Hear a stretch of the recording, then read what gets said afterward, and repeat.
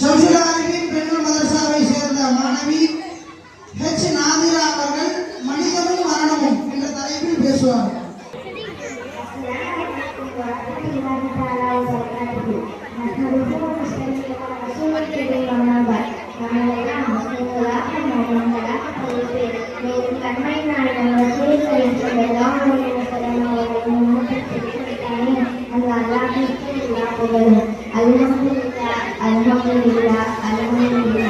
மரணம் மனிதனும் பேசுகிறது. மரணம் சொன்னது வாங்கிட்டா மனிதன் சொன்னான், இப்பவேவா எனது புத்தகங்கள் எல்லாம் என்ன ஆவது? மரணம் சொன்னது அவங்க கொண்டு செல்வதற்கான நேரம். சொன்னான், நான் இருபதாக உழைப்பு சேர்த்த எனது வீடு, கார், பைக், இடங்கள், வியாபாரம், அந்த பெண்களுக்கு நான் எப்படி வருவது? மரணம் சொன்னது, நீ கூறியதை நான் திருமணம் அவர் இந்த பூமி வாழ்வதற்கு.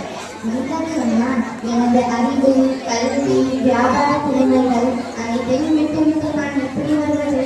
மரணம் சொன்னது, அவை உன் சுமக்கலையுடன் சம்பந்தப்பட்டது.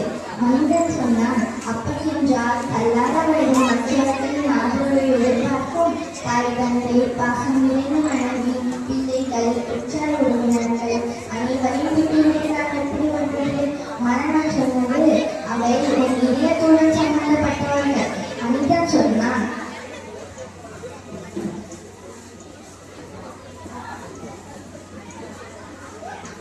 எனது பலமற்ற உடல் மற்றும் ஆரோக்கியம் அனைத்தையும் விட்டுவிட்டு நான் எப்படி வருவது?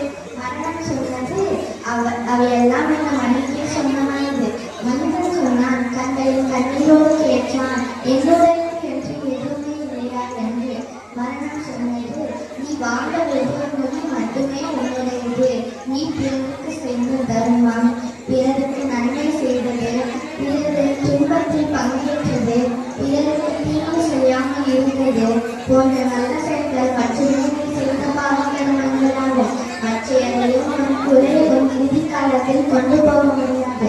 மரணம் மனிதனை அழைத்து சென்றுவிட்டது. வாழ்க்கையாளர் கொண்டே மனித அன்னை மாறினது. உன் மரணை வாழ்வதற்காக மாறினது. கிடைக்கும் சந்தர்ப்பங்களில் எல்லாவற்றை உணர்ந்து நபிமார்களின் வாழ்க்கை முறையில் சீரம் செய்யும்போது அமைப்பு வாழ்க்கை தோவான அனுபவங்களில்லாத ரபிகாரணி. அஸ்ஸலாமு அலைக்கும் வரஹ்மத்துல்லாஹி தஆலா வ பரகாத்துஹு. அல்ஹம்துலில்லாஹ்.